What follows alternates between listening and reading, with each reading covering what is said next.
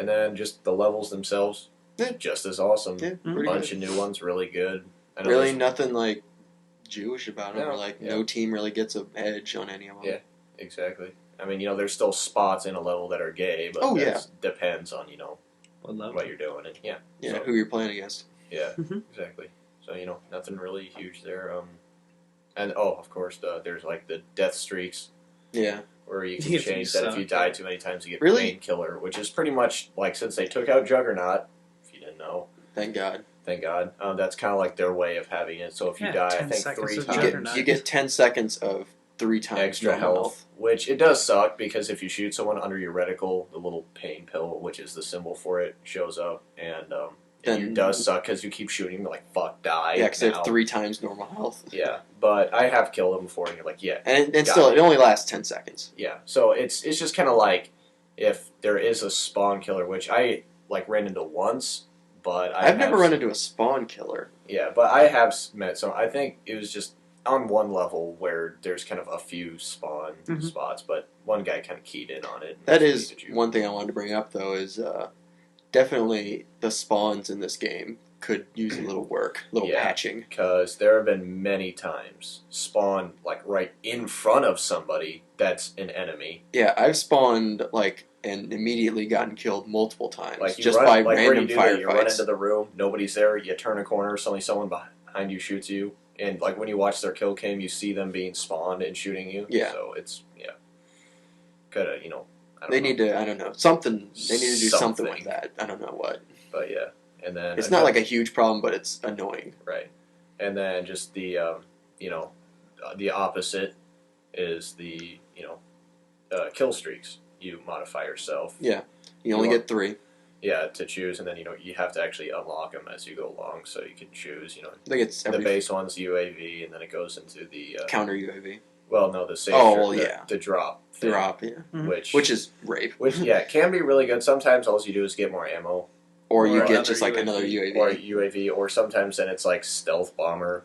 Or, like, helicopter gunner, AC-130. Yeah, so sometimes it's just a random extra perk. I think it kind of determines a little bit on how good your team's doing. It might. I'm waiting for the nuke to be in one of those. No way. There's no way they'll put in a nuke. Yeah, they probably wouldn't. That'd be so sweet. It would be, but that'd be like a 0.1% chance of getting that. Yeah, it'd be cool to get it. So, but anyway, yeah, and then, so then it goes up to the sentry gunner, the predator missiles, then you start getting the airstrikes and choppers, and then, like, the stealth bomber is an airstrike that you don't know what's happening. All you hear is a...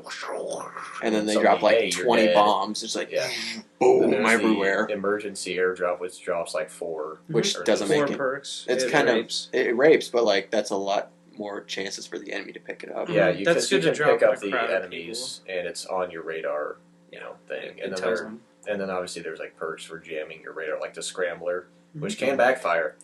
Yeah. Because basically as an enemy gets closer or you get closer to someone, the radar is jammed. So they know that someone's coming. Yeah, that's the only thing. But, I mean, obviously it has helped people before. Yeah, I used it for a little while. I mean, yeah, it was alright. I never played any better or worse with it. Yeah, and then there's some, the UAV jammer. Yeah, pretty right. Obvious. And then the EMP. The EMP. Which is amazing. Which knocks out all the enemy's electronics, like heartbeat sensor. Red dot sights. Red dot sights. Everything. Radar. Everything gets knocked out. And then obviously the King Crown, the nuke. Which none of us have seen yet. Which we would have seen if our douchebag friend had equipped it when he was going 26-0. Yeah. But no. But no, he's a douchebag. But we already knew that. Yeah. So, what a twist. Anyway, yeah, multiplayer, just, it's upgraded and more awesome. But yeah, pretty much just...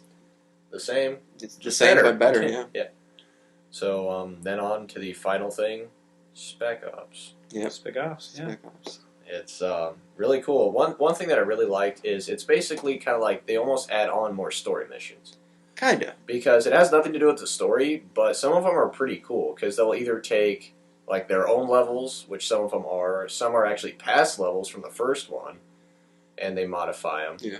And then sometimes they just take on some of the regular levels like during the story that you run through, and then obviously just kind of tweak just one section of it. Yeah.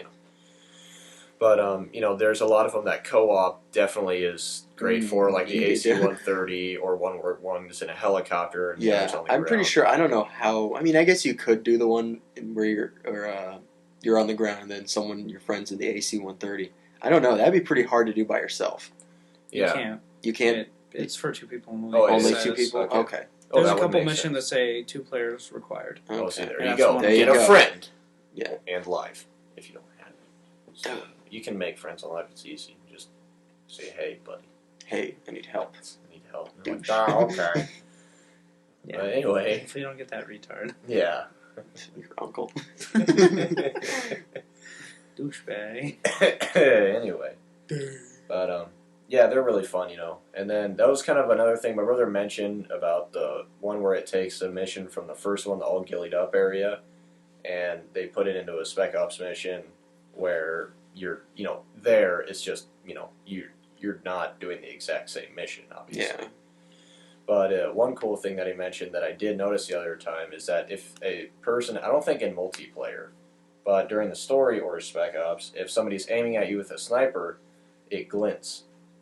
Like, you know, in real life when people talk about if 2 snipers suddenly look at each other, one will notice the flash off of the scope of the other one. Mm-hmm. They actually have that in there. I've noticed that. So yeah, I didn't know. Yeah. So, you know, you get like 1 second to go, oh fuck, boom! So, you know. It's pretty cool. If they're like hidden in bushes or something. Yeah, exactly. So, because apparently in that one, you have enemy snipers in ghillie suits, like laying down. Nice. So you have to like shoot them out and stuff. That's cool.